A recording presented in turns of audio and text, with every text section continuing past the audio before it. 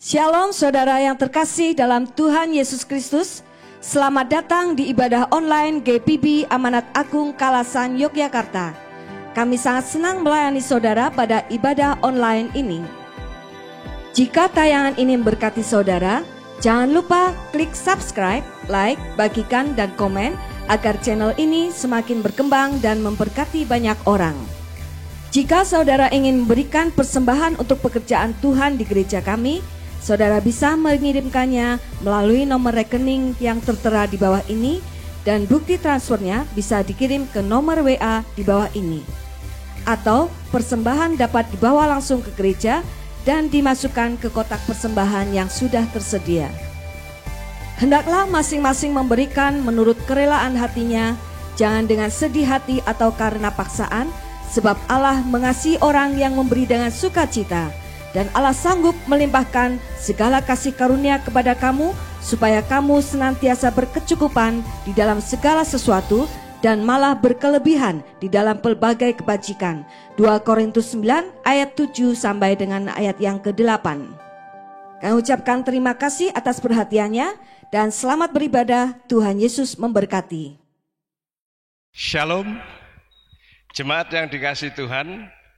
Kita akan mulai ibadah hari ini dan saya ajak jemaat untuk tunduk kepala dan kita akan berdoa bersama-sama. Kita mengaku dengan pasti bahwa sumber pertolongan kita satu-satunya datang dari Tuhan Allah. Tuhan Allah yang sudah menciptakan bumi, langit, dan segala isinya. Tuhan Allah yang sudah menciptakan saudara dan saya. Tuhan Allah yang sudah datang ke dunia dalam nama Tuhan Yesus Kristus, yang telah menebus kita dari dosa dan menjadikan kita anak-anak-Nya. Tuhan Allah yang menyertai kita dan tidak pernah sedetik pun meninggalkan kita.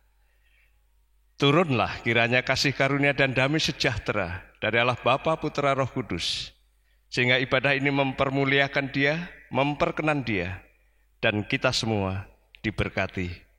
Dalam nama Tuhan Yesus, kita akan mulai ibadah ini. Haleluya. Amin. Shalom, puji Tuhan kita bertemu lagi dalam kasih Tuhan Yesus di ibadah online GPB Amanat Agung Kalasan. Kita mengucap syukur karena kita mempunyai Allah, sumber kekuatan kita, perlindungan dan keselamatan, sumber kemenangan. Kaulah kuatku. Kita menyanyikan pujian ini dengan semangat. Yang di rumah boleh bertepuk tangan, bersukacita dalam Tuhan. Sekalipun banyak rintangan, kita percaya Tuhan bersama kita. Amin.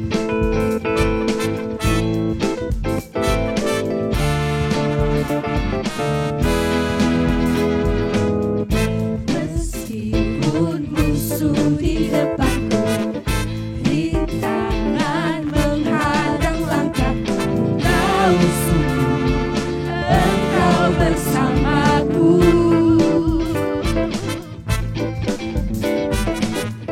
Beribu rebah di kiriku, berlaksa di sisi kananku, tahu janjimu Engkau bersamaku.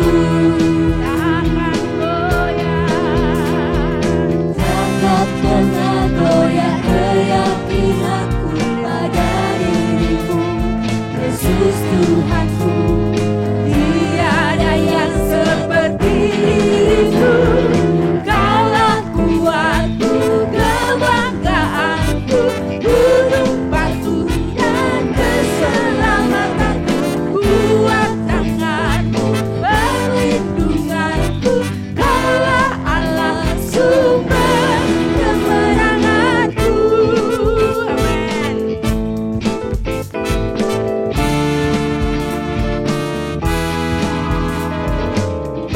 Meskipun musuh di depanku, rintangan menghadang langkahku, tahu sungguh Engkau bersamaku.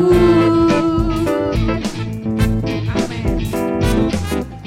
Beribu rebah di kiriku, berlaksa di sisi kanan.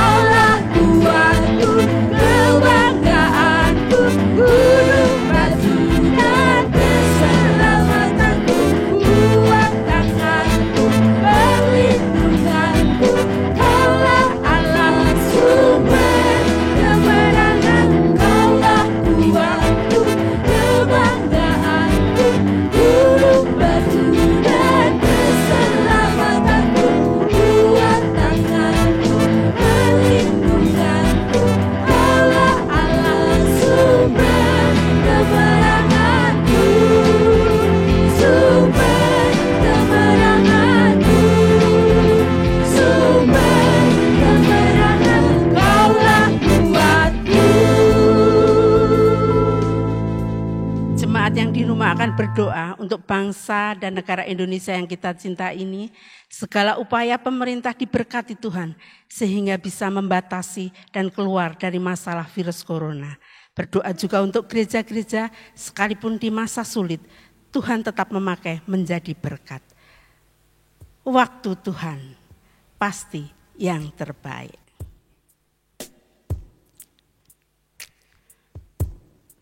Kita percaya Tuhan menolong bangsa ini dan mempunyai waktu yang tepat dan pasti yang terbaik.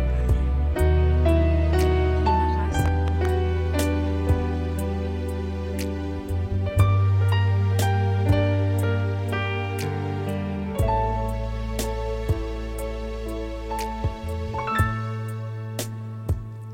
Bila Kau izinkan sesuatu terjadi,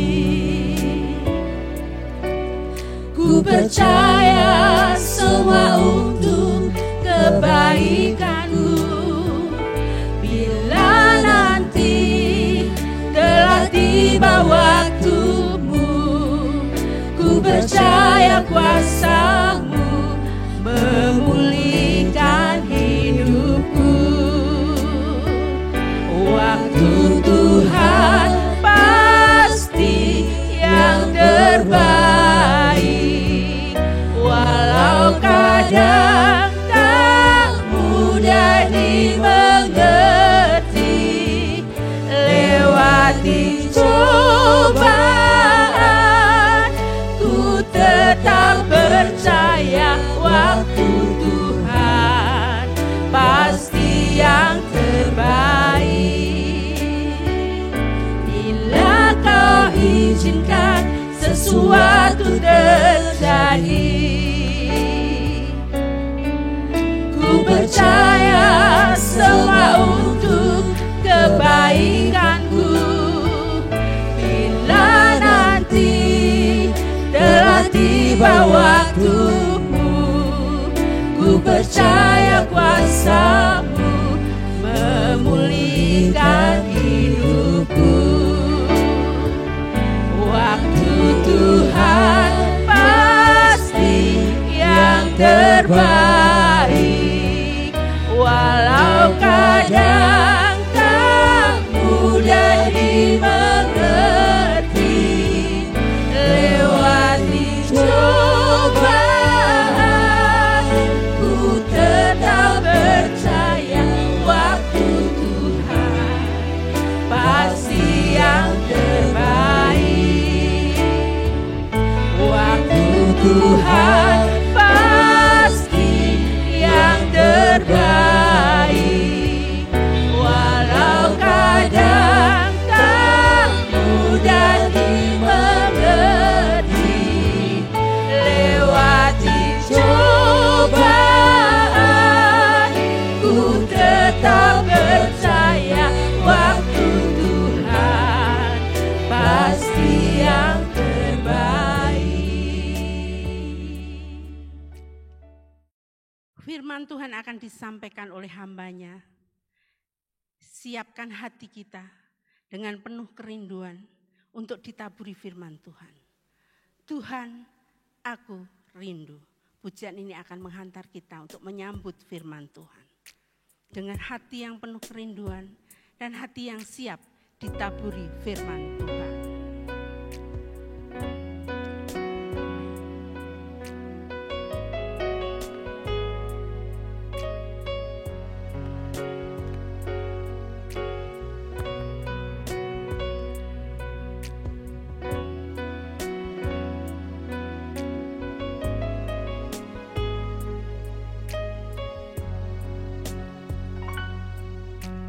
Tuhan, aku rindu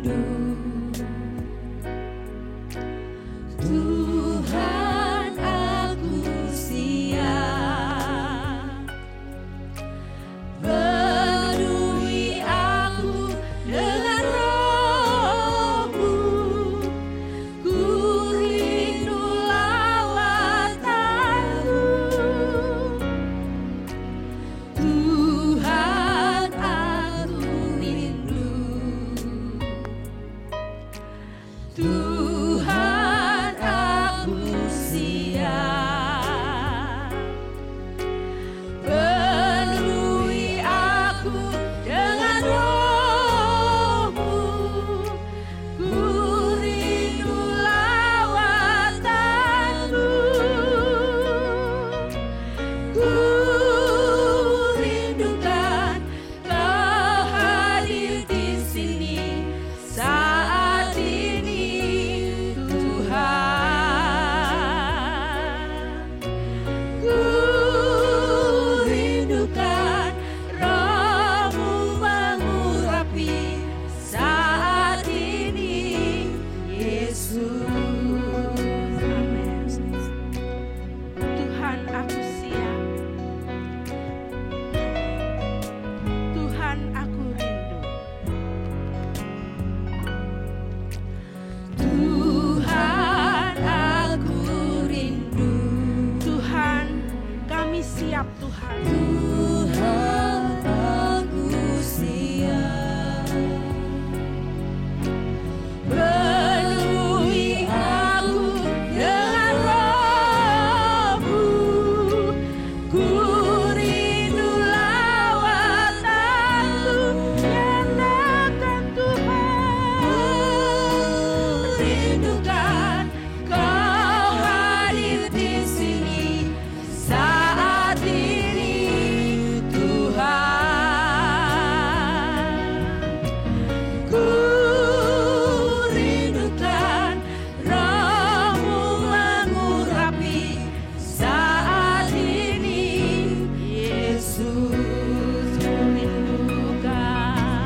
Ku rindukan Kau hadir di sini saat ini Tuhan.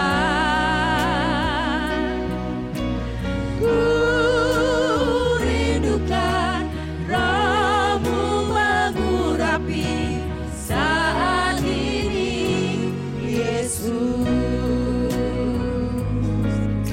Saat ini Yesus. Saat ini Yesus.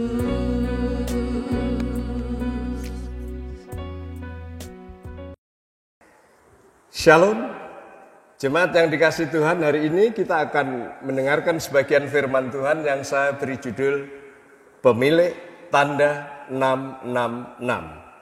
Pemilik Tanda 666 yang saya ambil dari kitab Wahyu yang ditulis oleh Rasul Yohanes.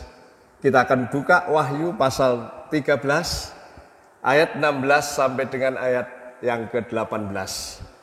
Demikian bunyi firman Tuhan. Dan ia menyebabkan sehingga semua orang kecil atau besar, kaya atau miskin, merdeka atau hamba, diberi tanda pada tangan kanannya atau pada dahinya. Dan tidak seorang pun yang dapat membeli atau menjual selain daripada mereka yang memakai tanda itu, yaitu nama binatang itu atau bilangan namanya. Yang penting di sini ialah hikmat. Barang siapa bijaksana, baiklah ia menghitung bilangan binatang itu. Karena bilangan itu adalah bilangan seorang manusia. Dan bilangannya ialah 666. Sebelum kita mendengarkan uraian kebenaran firman Tuhan ini, kita bersama-sama berdoa memohon pertolongan dari Roh Tuhan supaya kita bisa mengerti sesuai dengan maksud Tuhan dan kita bisa menerapkan di dalam kehidupan kita hari ke hari. Mari kita tunduk kepala dan berdoa. Bapa di surga, kami berterima kasih atas kebenaran firman-Mu yang tertulis di dalam Alkitab, secara khusus kitab Wahyu pasal 13 ini. Bapa, kami berdoa kiranya Roh Kudus yang memberi inspirasi kepada Rasul Yohanes menuliskan kitab ini, menolong kami juga untuk bisa mendapat penerangan batin, sehingga kami bisa mengerti apa yang Tuhan mau katakan kepada kami pada hari ini. Oleh karena itu kami terbuka hati ini dan kami terbuka pikiran ini supaya kami bisa tajam menangkap kebenaran-Mu dan hati kami menerima kebenaran-Mu sehingga kebenaran itu mewarnai hidup kami. Hamba-Mu yang sederhana, penuh dengan kekurangan, tutup bungkus dengan kuasa darah-Mu dan buatlah dia setia untuk mengatakan apa yang harus dikatakan pada hari ini. Terima kasih Bapa di surga, kami serahkan pemberitaan firman-Mu pada hari ini dari awal, tengah, sampai akhirnya di dalam nama Tuhan Yesus Kristus, Sang Empunya firman itu. Terpujilah nama-Mu Tuhan, haleluya, amin. Jemaat yang saya kasih di dalam Tuhan, di dalam ayat yang ke-16 dan 17 dijelaskan bahwa nanti akan banyak orang yang harus memakai tanda di tangan atau di dahi mereka jika mau hidup secara normal, baik sosial maupun ekonomi. Tanda itu dihubungkan dengan nama binatang atau bilangan yang menunjuk kepada binatang itu. Dan di dalam ayat 18 dikatakan bahwa bilangan yang menunjuk kepada binatang itu adalah 666 atau sering disebut sebagai 666. Ini merupakan teka-teki, bahkan misteri sejak dulu yang berusaha dipecahkan, yang berusaha dicari apa maksudnya. Siapa dia yang memiliki bilangan 666 itu? Pada zaman dulu Kaisar Nero yang begitu ganas mengancam, menghina, menghabisi bangsa Yahudi, dianggap itu pemilik 66. Kemudian zaman Perang Dunia II, di mana Hitler dan Nazi yang berusaha menghabisi orang-orang Yahudi, sering orang berpikir itu adalah pemilik bilangan 666. Bahkan kalau saudara perhatikan, ada orang yang berpikir, orang menciptakan semacam chip yang dipasang di tangan dan dahi manusia untuk mengontrol secara ekonomi dan sosial. Dan orang berpikir itu yang memiliki bilangan 66. Bahkan yang terakhir, baru-baru ini dikatakan microchips itu dimasukkan dalam vaksin corona. Sehingga orang yang dimasukin vaksin anti corona di situ, dia tidak akan terkena corona dan dia akan dikontrol oleh orang yang mempunyai vaksin itu. Dan orang sering tunjuk itu sebagai sang pemilik bilangan 666. Pertanyaannya, apakah Alkitab dengan jelas menunjuk hal itu? Itu sebabnya hari ini saya ingin berbagi kepada jemaat sekalian, berbagi kepada kita semua. Apa sebenarnya ciri-ciri yang digambarkan di dalam kitab Wahyu? Siapa yang dimaksudkan sebagai pemilik bilangan 666 itu? Lalu kapan sang pemilik 666 itu muncul? Dan bagaimana akhir kehidupan dari sang pemilik bilangan 666 itu? Jemaat yang dikasihi Tuhan, kalau kita perhatikan di dalam pasal 13 ayat 18 ini, jelas di situ dikatakan demikian. Yang penting di sini ialah hikmat. Barang siapa yang bijaksana, baiklah ia menghitung bilangan binatang itu. Karena bilangan itu ialah bilangan seorang manusia. Jadi bilangan binatang itu dikatakan bilangan seorang manusia. Kemudian dikatakan dan bilangannya ialah 666. Jadi jelas di sini bahwa bilangan binatang itu bilangan manusia. Dan bilangan itu adalah 666. Artinya apa? Artinya 666 itu menunjuk kepada manusia. Dan manusia itu dalam kitab Wahyu ini digambarkan seperti binatang.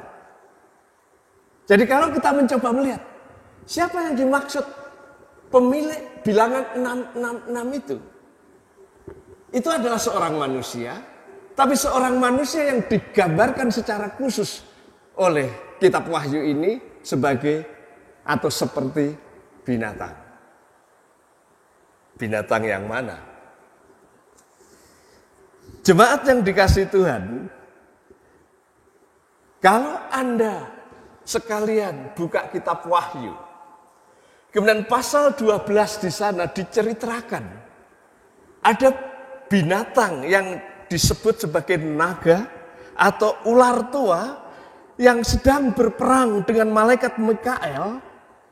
Masalah Israel yang melahirkan seorang anak yang nanti kita tahu itu adalah Yesus Kristus, dan binatang itu disebut si ular tua atau iblis atau setan. Kemudian mulai pasal 13 di sini, secara khusus ayat 1 sampai 10, ada lagi binatang yang dikatakan binatang bertanduk 10. Berkepala 7, mahkota 10. Dan binatang bertanduk 10 ini disebut sebagai antikristus. Ayat 1. Kemudian pasal 13 ayat 11 sampai 18 ada binatang lagi. Binatang bertanduk 2 seperti anak domba. Di sini disebut sebagai nabi palsu. Ayat 11. Kalau kita perhatikan di sini, berarti ada 3 binatang di sini. Yang pertama adalah ular tua si setan. Kemudian binatang bertanduk 10 antikris, dan binatang bertanduk 2 nabi palsu. Ini seperti trinitas. Setan, antikris, nabi palsu. Tapi inilah trinitas palsu. Trinitas asli, trinitas benar adalah Bapa, Anak, dan Roh Kudus. Ini seperti membuat tandingan. Ada setan, antikristus, dan nabi palsu. Dan yang kita selidiki, yang kita coba pahami di sini adalah antikristus yang adalah pemilik 666.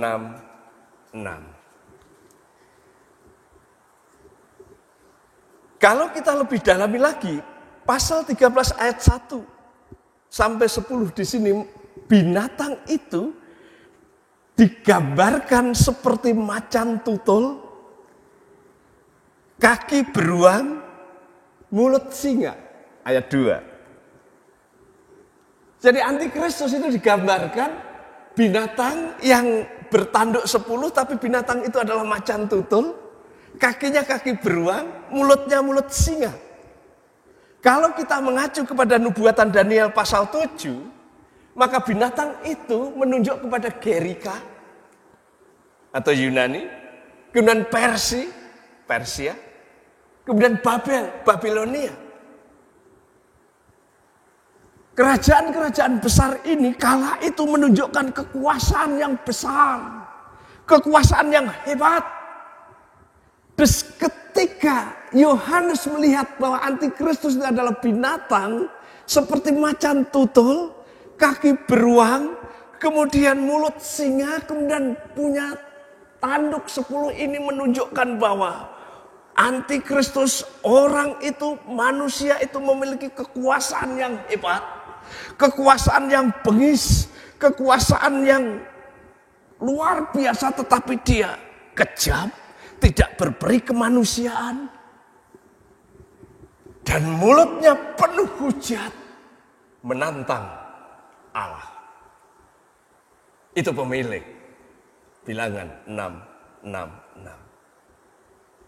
Tapi yang lebih menarik di situ, saudara perhatikan di dalam pasal 13 ayat 3 sampai 4 dan ayat 12, binatang yang bertanduk 10 itu dikatakan memiliki luka di kepala. Dan lukanya itu kalau dibiarkan dia akan mati. Tapi sebelum mati itu binatang itu disembuhkan, bahkan diberi kesembuhan dan hidup oleh si ular tua yang adalah setan atau iblis itu. Coba pikirkan ini. Si binatang bertanduk 10 di situ. Ya. Kalau kita lihat di situ dikatakan kepalanya itu luka dan luka mau mati, tapi disembuhkan oleh setan. Kemudian dia memiliki kuasa yang hebat sehingga banyak orang mengaguminya. Bukankah ini bukankah ini mirip dengan Sang Kristus yang memiliki luka di kedua tangan, di kedua kaki, di lambung, dan barangkali juga di kepala karena mahkota duri. Dan dia mati, dan dia diberi hidup oleh Allah Bapa.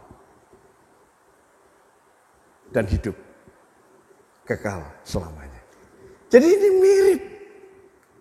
mirip. Dan yang menarik kalau ibu bapak saudara perhatikan di situ, di dalam ayat 11 sampai 18, bahwa si pemilik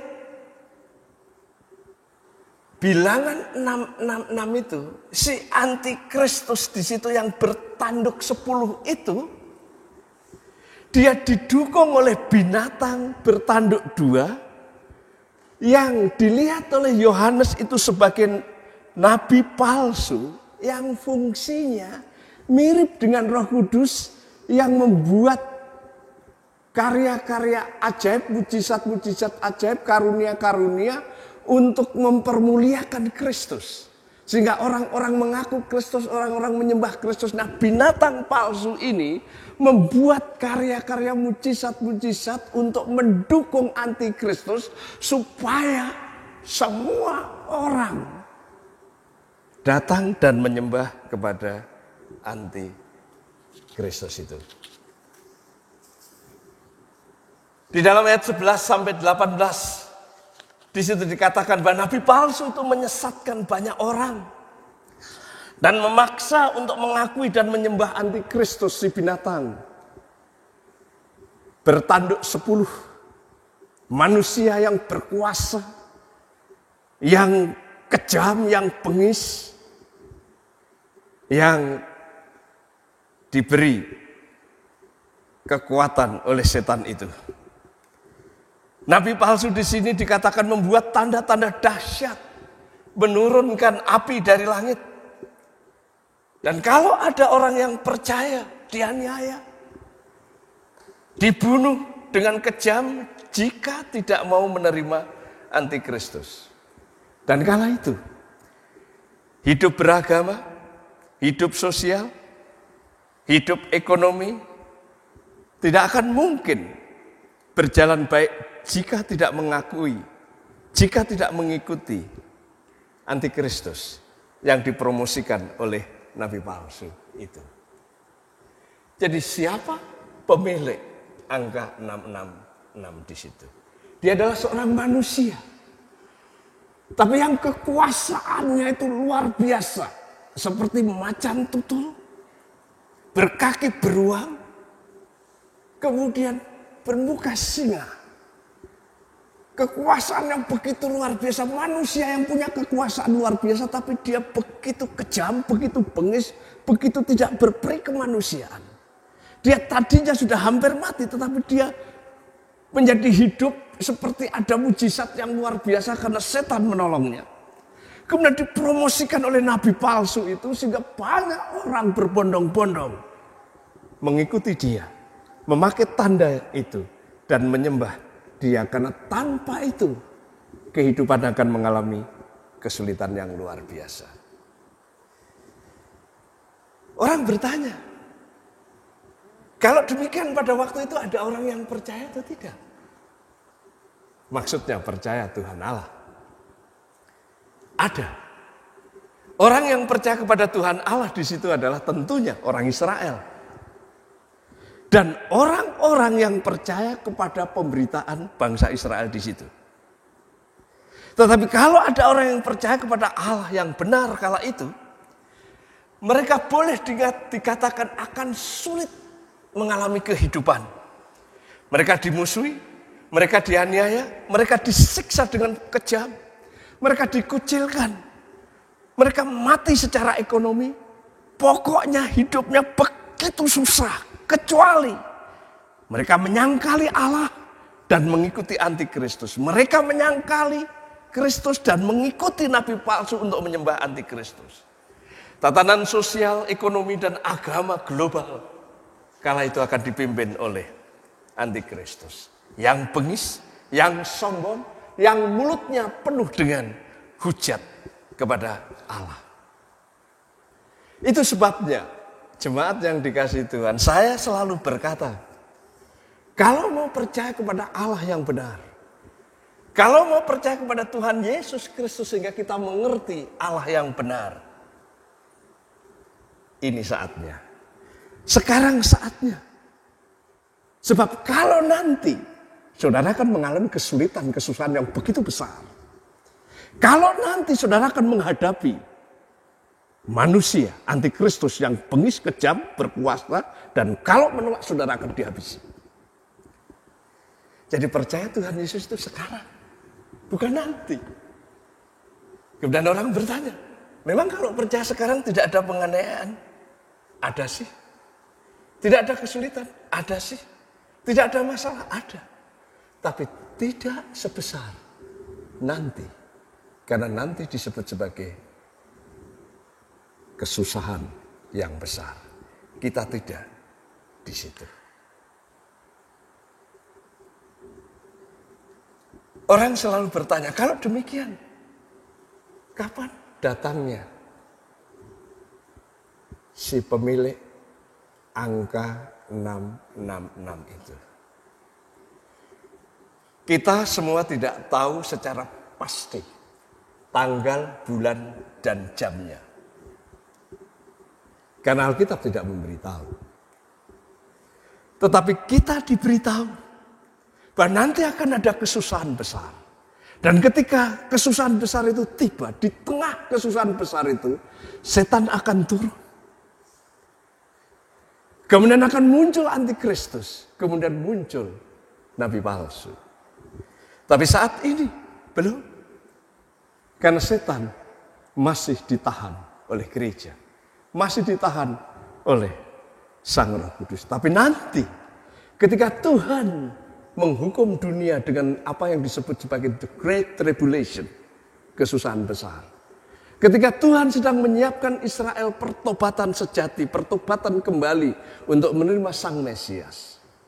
Di tengah-tengah masa itu, Antikris datang. Di tengah-tengah masa itu, setan akan datang. Kemudian di tengah-tengah masa itu, nabi palsu akan mengumbar kepalsuannya di dunia itu. Sekarang masa gereja. Masa antikristus nanti. Kapan manusia 666 antikristus itu datang?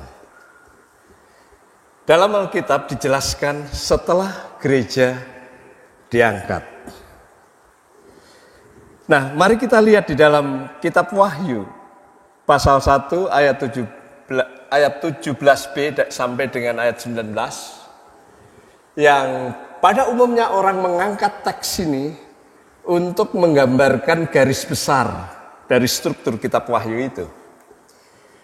Firman Tuhan di situ dikatakan, jangan takut, aku adalah yang awal dan yang akhir dan yang hidup. Aku telah mati, namun lihatlah aku hidup sampai selama-lamanya, dan aku memegang segala kunci maut dan kerajaan maut. Ini adalah Tuhan Yesus Kristus yang menjamin kepada Rasul Yohanes untuk menulis nubuatannya, untuk menulis kitab sucinya. Kemudian Tuhan Yesus memerintahkan seperti ini. Karena itu, tuliskanlah apa yang telah kau lihat, baik yang terjadi sekarang kala Yohanes, maupun yang akan terjadi sesudah ini. Jadi jelas di sini Tuhan Yesus sendiri yang menjamin bahwa apa yang dikatakan, apa yang ditulis oleh Yohanes ini benar. Apa yang ditulis Yohanes ini betul-betul adanya.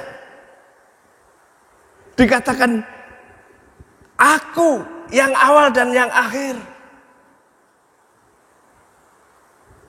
Yang hidup, yang telah mati namun yang hidup selama-lamanya. Ini jaminan Yesus kepada Yohanes. Kemudian dikatakan, tuliskanlah apa yang kamu lihat. Yang sudah terjadi sekarang ini, sekarang pada waktu Rasul Yohanes, dan yang akan datang nanti. Nah itu sebabnya struktur dari kitab Wahyu bisa dilihat seperti itu.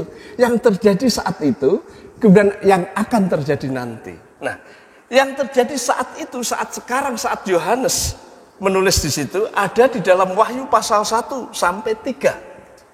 Di sana dijelaskan kondisi gereja-gereja saat itu yang diwakili dengan 7 gereja yang dilihat oleh Rasul Yohanes. Kemudian yang akan terjadi nanti ditulis di dalam Wahyu pasal 4 sampai 22. Di mana di sana pasal 4 sampai 20 itu tribulasi atau kesusahan besar, the great tribulation. Kesusahan yang amat sangat besar yang belum pernah terjadi dan tidak akan terjadi lagi, hanya terjadi saat itu. Kemudian pasal selanjutnya 21, 22 di situ bagaimana Tuhan Yesus datang, mendirikan kerajaan 1000 tahun, kemudian bumi baru, langit baru, kemudian masuk di dalam kekekalan yang akan datang itu. Nah, kisah si manusia antikristus ini, kisah si manusia pemilik 666 ini ditulis di dalam pasal antara pasal 4 sampai 20, yaitu di dalam pasal 13, 14 dan selanjutnya. Dan menarik kalau ibu bapak saudara perhatikan, mulai pasal 1 sampai pasal 3 yang dilihat Yohanes betul-betul gereja. 7 gereja yang mewakili gereja dunia saat itu. Tapi setelah pasal 4 tidak ada gereja. Pasal 5, pasal 6 sampai pasal akhir dari masa tribulasi pasal 19, 20 tidak ada gereja. Kalau di sana ada orang yang disebut sebagai umat atau orang percaya, itu siapa? Tadi saya sudah katakan, itu adalah orang Israel, orang yang percaya Allah. Lalu umat siapa? Orang-orang yang percaya kepada berita nabi-nabi Israel kala itu. Tapi itu bukan gereja. Nah, artinya apa? Artinya kalau saudara bisa memperhatikan dan mencermati, setelah pasal 4 atau di akhir pasal 3, awal dari pasal 4 gereja itu sudah diangkat Tuhan Yesus. Dan ketika gereja sudah diangkat Tuhan Yesus, disitulah kesusahan besar, disitulah hukuman Allah terhadap dunia, disitulah Allah memulai rencananya dengan Israel, mempersiapkan Israel untuk pertobatan yang akhir di situ. Disitulah mulai, tapi gereja sudah diangkat. Di saat itulah Antikris datang. Jadi gereja karena sudah diangkat tidak mengalami penyiksaan, penganiayaan oleh Antikristus sang pemilik tanda 66. Tidak. Kenapa? Karena gereja tidak ditentukan untuk dimurkai. Gereja tidak ditentukan untuk menerima murka. Sementara tribulasi adalah murka Allah kepada dunia. Persiapan pertobatan bagi Israel. Rasul Paulus menulis berkenaan dengan gereja itu di masa itu, masa menjelang tribulasi. Dikatakan di dalam 1 Tesalonika 5 ayat 9, Rasul Paulus berkata, karena Allah tidak menetapkan kita, gereja, untuk ditimpa murka, tetapi untuk beroleh keselamatan oleh Yesus Kristus. Puji Tuhan. Karena saudara dan saya sebagai gereja tidak ditetapkan untuk ditimpa, untuk menerima murka Allah, untuk menerima kesusahan besar, untuk menerima the great tribulation. No. Tuhan menetapkan kita untuk beroleh keselamatan di dalam Tuhan kita Yesus Kristus. Pertanyaannya kalau demikian, apa yang dipesankan Tuhan untuk gereja pada saat itu, yang berlaku juga pada saat ini? Sederhananya, sekalipun kita tidak masuk tribulasi, sekalipun kita tidak akan berhadapan dengan si 666 antikristus itu, sekalipun kita tidak menghadapi nabi palsu, si setan, si ular tua di tribulasi itu, Tuhan Yesus melalui Rasul Yohanes pun menasihati kita sebagai gereja supaya tetap waspada dan berjaga-jaga. Kenapa?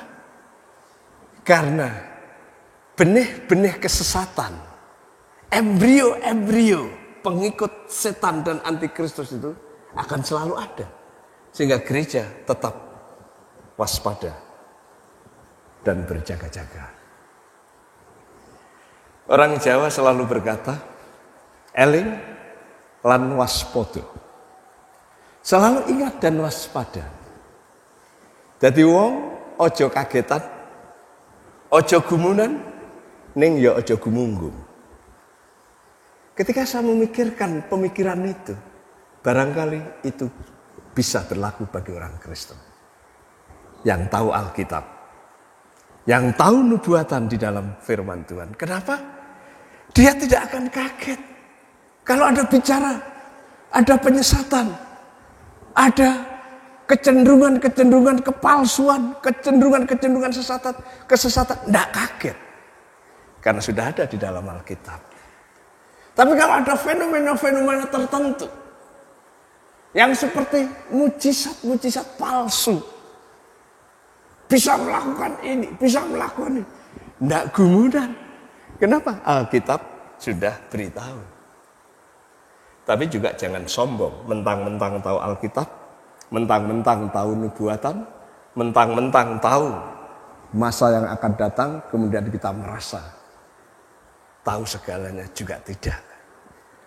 Ojo kagetan, ojo gumunan, ning ya ojo gumunggung. Ini pesan. Tetap waspada dan berjaga-jaga. Perhatikan nasihat Tuhan melalui Rasul Yohanes untuk gereja-gereja yang diwakili oleh 7 gereja kala itu. Gereja Efesus dikatakan mesti kerja keras, tekun, tetapi juga tidak kompromi dengan pendusta dan penyesat.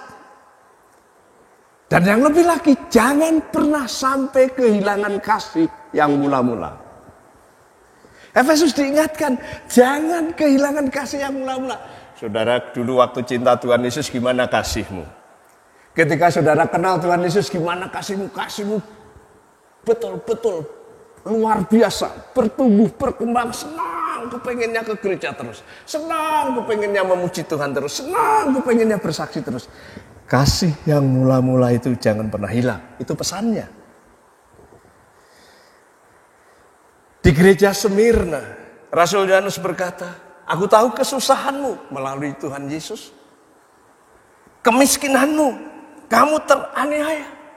Dan Rasul Yohanes menulis, jangan takut, tetap setia sampai mati.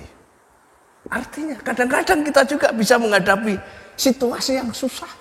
Situasi yang miskin, situasi yang teraniaya. Tapi kita dipesan, hendaklah kamu setia, bahkan sampai mati. Jemaat atau gereja Pergamus dikatakan setia dan jangan menyangkal iman.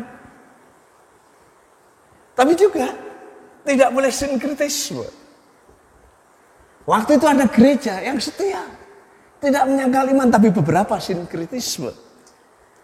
Mencampur adukkan keyakinan lokal dengan kekristenan. Firman Tuhan melalui Rasul Yohanes, bertobatlah kalau kamu seperti itu. Jemaat Tiatira, hendaklah kamu punya kasih, punya iman, dan tekun dalam pelayanan. Coba tekun dalam pelayanan. Punya kasih, punya iman. Dan Tuhan berfirman melalui surat Yohanes, kitab Wahyu ini, dikatakan, jangan membiarkan penyesatan dan juga perzinahan. Bertobatlah, jangan sampai penyesatan dan perzinahan mulai memasuki dunia gereja. Jemaat di Sardis, Tuhan berfirman, kamu yang loyo dan hampir mati, bangun, bangkit, dan semangatlah. Kadang-kadang gereja stagnan. Orang berkata, hidup enggan, mati tak mau. Firman Tuhan berkata, bangkitlah, semangatlah. Di Philadelphia, Tuhan berkata, engkau menuruti firman dan tidak menyangkal Tuhan, maka aku akan melindungimu. Dan Laodikia, jemaat yang suam-suam kuku, panas enggak, dingin enggak. Tuhan berfirman, hendaklah kamu dimurnikan seperti emas. Dan pakaianmu dikuduskan. Artinya kita diminta supaya murni iman kita, pengabdian kita, pelayanan kita. Tapi kehidupan kita juga benar dan kudus. Dan hendaklah matamu diberi pelumas supaya matamu terang. Melihat kebenaran dengan jelas. Sekalipun jemaat, saudara dan saya tidak dimurkai dan tidak masuk di dalam kesusahan besar, tapi Tuhan tetap menasihati kita untuk berjaga-jaga dan waspada. Ada benih-benih kepalsuan, ada antek-antek trinitas palsu, setan, antikristus, nabi palsu, yang terus bekerja keras untuk menyiapkan masa tribulasi di situ. Tetapi saudara dan saya sebagai umat Tuhan terus harus waspada dan terus berjaga-jaga. Pelihara iman kita, kasih kita, pengabdian kepada Tuhan. Jangan pernah menyeleweng, jangan pernah terkontaminasi dengan ajaran sesat, jangan pernah sinkretisme. Kita terus maju bersama Tuhan, hidup sesuai dengan kebenaran firman-Nya. Karena Tuhan mau itu. Pertanyaan berikutnya, kapan manusia antikristus itu akan berakhir? Antikristus akan dikalahkan oleh Mesias Tuhan, Yesus Kristus. Mari kita lihat di dalam kitab Wahyu, pasal 19. Demikian bunyi firman Tuhan. Ayat yang ke-18 sampai yang ke-20. Demikian bunyi firman Tuhan. Lalu aku melihat surga terbuka. Sesungguhnya ada seekor kuda putih, dan ia yang menungganginya bernama Sang Setia dan yang benar. Ia menghakimi dan berperang dengan adil. Dan aku melihat binatang itu, dan raja-raja di bumi serta tentara-tentara mereka telah berkumpul untuk melakukan peperangan melawan penunggang kuda itu dan tentaranya. Ayat 20. Maka tertangkaplah binatang itu. Ini antikristus. dan bersama-sama dengan dia nabi palsu. Ini yang binatang bertanduk dua tadi, yang telah mengadakan tanda-tanda di depan matanya, dan dengan demikian ia menyesatkan mereka yang telah menerima tanda dari binatang itu dan yang telah menyembah patungnya. Keduanya, yaitu antikristus dan nabi palsu itu, dilemparkan hidup-hidup ke dalam lautan api yang menyala-nyala oleh belerang. Jemaat yang dikasihi Tuhan, menjelang akhir kesusahan besar, dikatakan surga terbuka, kemudian ada seekor kuda putih yang dilihat oleh Yohanes di situ. Kemudian yang menunggangi di situ disebut yang setia dan yang benar, itulah Yesus Kristus yang sejati. Itulah Mesias. Ketika dia datang, kemudian di bawah antikristus yang dilambangkan dengan binatang bertanduk 10 itu, dengan nabi palsu yang dilambangkan dengan binatang bertanduk 2 itu, dengan konfederasi banyak bangsa dan raja-raja itu mengadakan peperangan. Dan ketika itu Tuhan Yesus dan tentaranya dan saleh-salehnya mengalahkan binatang itu, mengalahkan nabi palsu itu, dan dikatakan di situ keduanya dilemparkan hidup-hidup ke dalam lautan api yang menyala-nyala. Inilah kemenangan akhir. Inilah di mana setan, antikristus, dan nabi palsu dikalahkan. Perhatikan ayat 20. Firman Tuhan berkata begini, Wahyu 20 dikatakan, lalu aku melihat seorang malaikat turun dari surga, memegang anak kunci jurang maut dan suatu rantai besar di tangannya.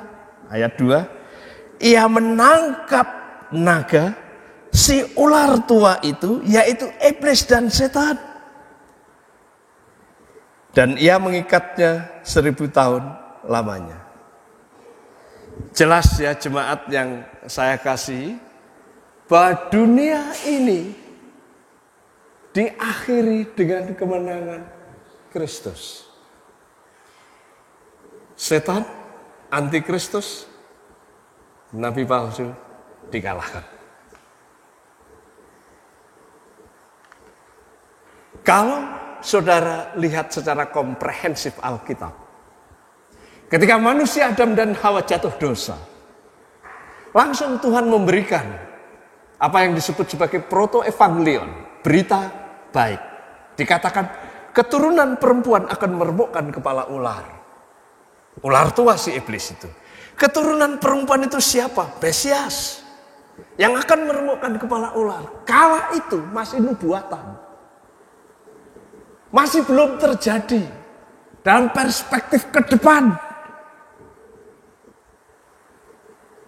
anak perempuan itu akan meremukkan kepala ular. Kemudian nanti ketika kita di Injil-Injil, ketika Yesus Kristus datang, anak perempuan, Maria, anak darah, ketika mati dan bangkit, peristiwa itu disebut sebagai si setan, si ular tua, si iblis itu sudah dikalahkan, sudah diremukkan kepalanya. Tetapi itu masih dalam, boleh dikatakan istilah hukumnya adalah setan dikalahkan secara de jure, bahasa Latin, yang artinya secara hukum, secara legal sudah dikalahkan di kayu salib dan kebangkitan. Lihat di sini, di kitab Kejadian, anak perempuan itu akan meremukkan kepala ular, belum jadi. Di Injil-Injil, anak perempuan itu meremukkan kepala ular, si ular tua itu, secara de jure, secara hukum. Nah, di Wahyu di sini, Wahyu 20 di sini, setan, si ular tua itu betul-betul dikalahkan oleh Tuhan Yesus secara de facto. Bukan hanya de jure, tapi ini de facto, real, konkret, nyata. Setan, si ular tua, antikristus, nabi palsu, secara de facto, secara nyata, secara real dikalahkan oleh Tuhan Yesus Kristus. Itulah sebabnya saudara-saudara yang dikasihi oleh Tuhan. Orang Kristen sebenarnya masa depannya cerah. Masa depannya dalam masa depan kemenangan. Karena Kristus pasti menang.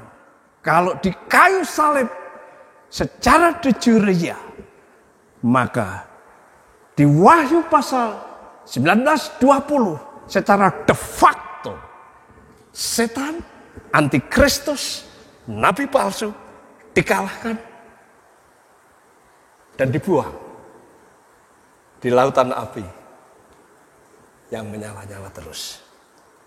Setelah itu Kristus dengan kerajaan mesianiknya, kerajaan 1000 tahun berjalan.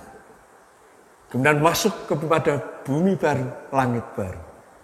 Dan setelah itu, semua lidah mengaku ketuhanan Yesus.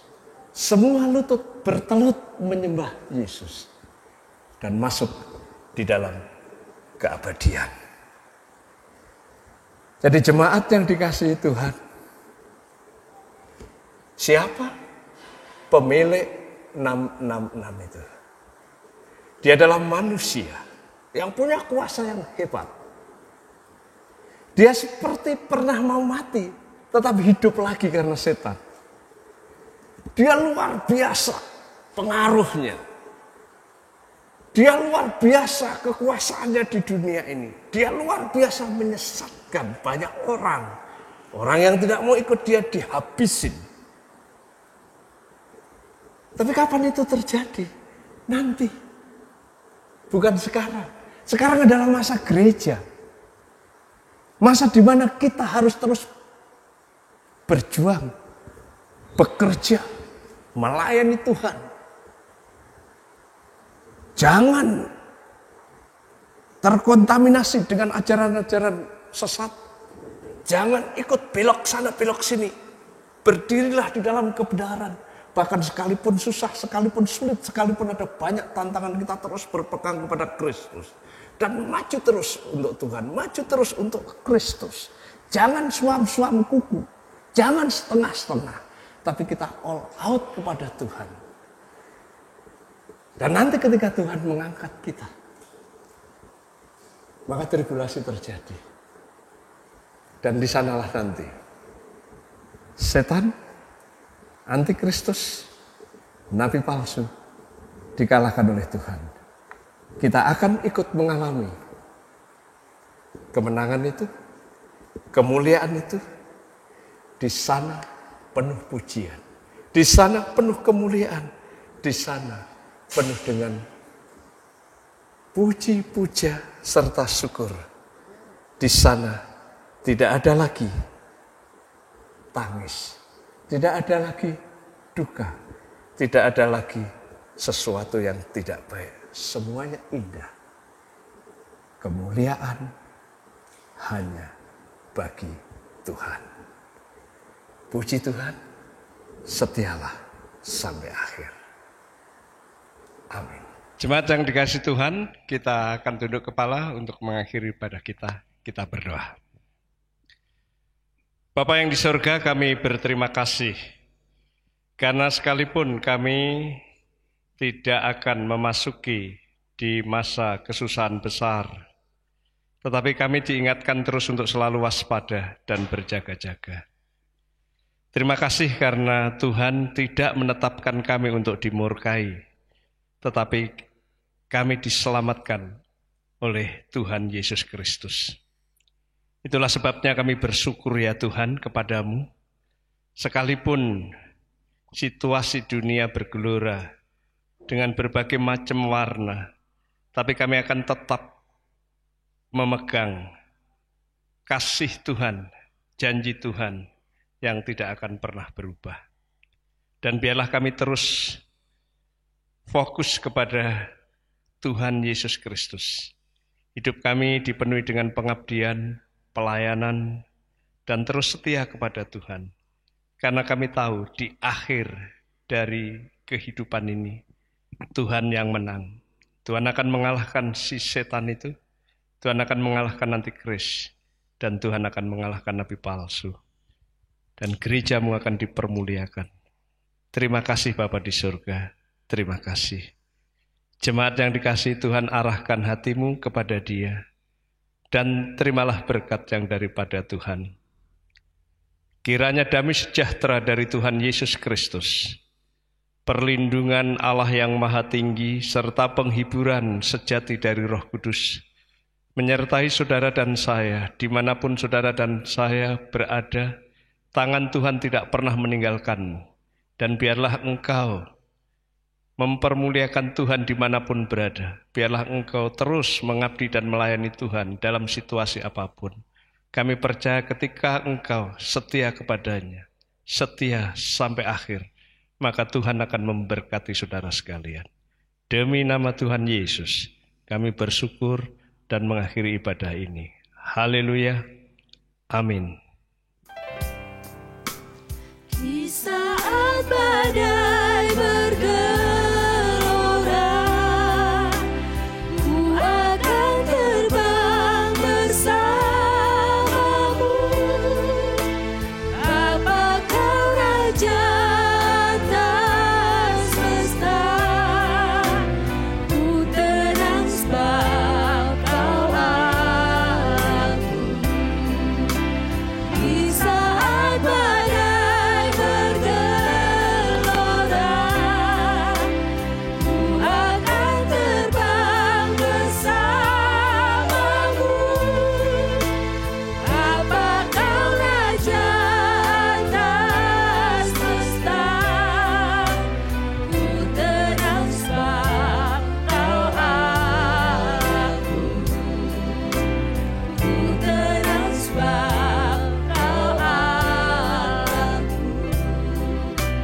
ku